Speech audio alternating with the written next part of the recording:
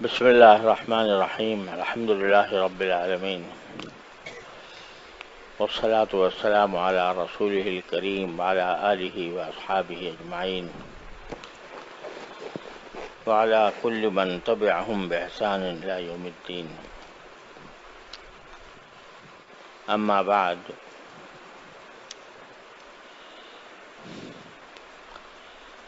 عرض یہ کر رہا تھا کہ جب قربانی کی جاتی ہے تو مسنون ہے کہ قربانی کرتے وقت آدمی یہ پڑھے کہ ان صلاتی و نسکی و محیایا و مماتی للہ رب العالمین، جس کے معنی یہ ہے کہ میری نماز، میری قربانی اور میرا جینا مرنا سب اللہ کے لیے ہے، جو رب العالمین ہے، تمام جہانوں کا پروردگار ہے. اور یہ تعمیل ہے قرآن کریم کے ایک حکم کی،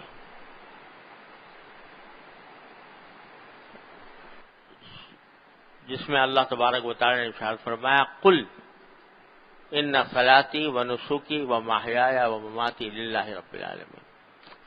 یہ کہو، کہنے کا حکم دیا. ان صلاتی و نسکی و محیایا و مماتی للہ رب العالمین لا شریک لہ بذلک امرت وانا اول المسلمین. یہ کہنے کا حکم ہے، اور حضور نبی کریم سرور عالم صلی اللہ علیہ وسلم سے منقول ہے کہ جب قربانی فرماتے تو یہ کلمات ادا فرماتے تھے. تو اس کے یہ جو جملہ کہلوایا گیا ہے ہم سے اور آپ سے، یہ خالی از علت نہیں، یہ بیکار نہیں، کوئی سبق دینے کے لیے کہلوایا گیا ہے. اور اس کے ظاہری معنی تو بالکل واضح ہیں کہ میری نماز بھی اللہ کے لیے، میری قربانی بھی اللہ کے لیے. یعنی میں یہ عبادتیں خالص اللہ تبارک و تعالی کی رضا جوئی کے لیے کر رہا ہوں، کوئی اور دنیاوی مقصد نہیں ہے، ریاکاری مقصود نہیں، نام و نمود مقصود نہیں، اللہ ہی کے لیے کر رہا ہوں. تو یہ تو تقریباً ہر مسلمان جانتا ہے کہ بھئی عبادت وہی اللہ تعالیٰ کے ہاں قابل قبول ہوتی ہے جو اللہ کے لیے کی جائے، اللہ تعالیٰ کی خوشنودی کے لیے کی جائے. دکھاوے کے لیے کرے گا آدمی تو اس کے اللہ تعالیٰ کے ہاں ایک حبہ برابر بھی کوئی قیمت نہیں ہے، بلکہ الٹا نقصان. ریاکاری بہت بڑا سخت گناہ ہے. تو ایسی چیزیں ریاکاری کے جو اچھے خاصے عمل کو بھی نہ صرف اکارت کر دیتی ہے بلکہ گناہ بنا دیتی ہے. اور ایک حدیث میں تو یہاں تک منقول ہے کہ یہ ریاکاری ایک طرح کا شرک ہے. من صلی یرائی فقد اشرک باللہ، جو ریاکاری کے لیے نماز پڑھے اس نے اللہ کے ساتھ شریک ٹھہرا دیا مخلوق کو. کرنا تو کام اللہ کے لیے، مخلوق کے لیے کرنا. ومن صام یرائی فقد اشرک باللہ، جو ریاکاری کے لیے روزہ رکھے وہ اس نے اللہ تعالی کے ساتھ کسی کو شریک کر دیا. تو یہ بات تو ہر مسلمان جانتا ہے. اللہ تعالیٰ اس پر عمل کی بھی توفیق عطا فرمائے، ریاکاری سے بچائے، اخلاص پیدا فرما دے. لیکن آگے اللہ تعالیٰ نے دو لفظ اور بڑھا دیے عبادتوں کے ساتھ. نماز ریاکاری کے لیے نہ ہو، اللہ کے لیے ہو، سمجھ میں آ گیا. قربانی اللہ کے لیے ہو، ریاکاری کے لیے نہ ہو، سمجھ میں آ گیا. لیکن آگے فرمایا وہ محیایا و مماتی،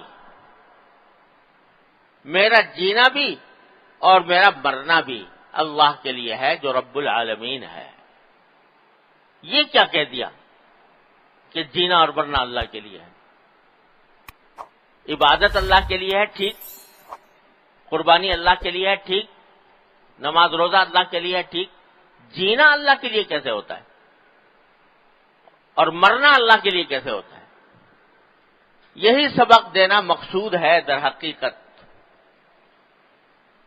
کہ ایک مومن کی پوری زندگی حقیقت میں وہ اللہ کے لیے ہونی چاہیے۔ اور اللہ کے لیے زندگی ہونے کے دو مطلب ہیں۔ ایک مطلب تو یہ ہے کہ بات صرف یہاں ختم نہیں ہوتی کہ تم نے جانور کے گلے پر چھری پھیر دی اور قربانی ہو گئی، ثواب بھی مل گیا قربانی کا اگر تم نے اخلاص کے ساتھ کی تھی، گوشت کا مزہ بھی تم نے اڑا لیا، دعوتیں بھی کر لیں، لیکن اللہ تعالی نے اس کا اجر و ثواب بھی تمہیں عطا فرما دیا۔ یہ تو ہے، لیکن آگے جو سبق دیا جا رہا ہے وہ یہ کہ یہ قربانی جو ہم نے تم سے کروائی ہے یہ در حقیقت ایک مظاہرہ ہے اور ایک نمونہ ہے اس قربانی کا جو ہم نے تم سے مطلوب ہے۔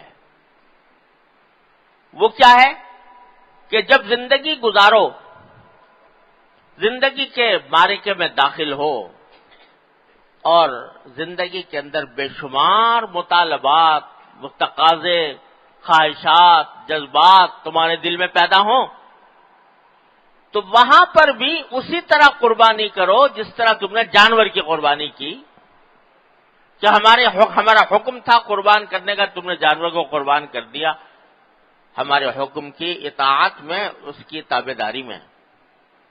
تو اب آگے جب زندگی گزار رہے ہو تو اس زندگی کے دوران بہت سے تقاضے پیدا ہوں گے، دل بہت سی چیزوں کو چاہے گا، لیکن وہ ہم نے منع کر رکھی ہیں۔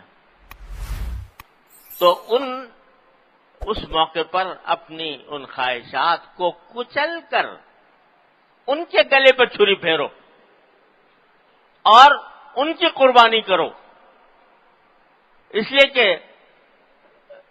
تمہاری زندگی اللہ کے لیے ہے، رب العالمین کے لیے ہے۔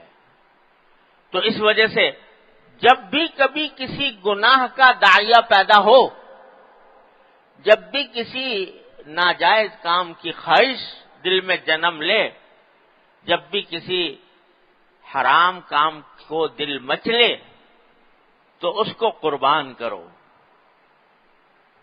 اس کو قربان کرو۔ مثلا جب زندگی گزار رہے ہو تو لوگوں کے ساتھ اٹھنا بیٹھنا بھی ہے، مجلسیں بھی ہیں، اور مجلسیں گرم کرنے کا ایک لازمی حصہ تقریباً یہ ہے کہ اس میں کسی کی غیبت ہو جائے گی، اور جب غیبت کرنے کو دل چاہے گا تو دل مچلے گا کہ فلاں کا ذکر آ گیا، لاؤ یہ بات کہہ دوں، مزہ آ جائے گا، مجلس گرم ہو جائے گی، لوگ اس جملہ بازی پر، اس فقرہ بازی پر واہ واہ کریں گے، یہ دل مچل رہا ہے۔ اس وقت تمہیں یاد آئے کہ میرے اللہ نے یہ فرمایا تھا کہ غیبت کرنا ایسا ہے جیسے کہ مردہ بھائی کا گوشت کھانا، اور اس وقت تمہیں یاد آئے کہ محمد رسول اللہ صلی اللہ علیہ وسلم کا یہ ارشاد مروی ہے کہ غیبت زنا سے بھی بدتر گناہ ہے، اور اس خیال کے آنے سے تمہارے دل جو مچل رہا تھا غیبت کرنے کو، کسی دوسرے کا برائی سے ذکر کرنے کو جو دل چاہ رہا تھا، تم اللہ کے آگے اس کو، اللہ کے سامنے اس کو قربان کر دو۔ یہ ہے قربانی جو مطلوب ہے، یہ ہے میری زندگی اللہ کے لیے۔ اگر کوئی شخص ساری زندگی کوئی ایک نفلی عبادت نہ کرے، فرائض اور واجبات پر اکتفا کرے،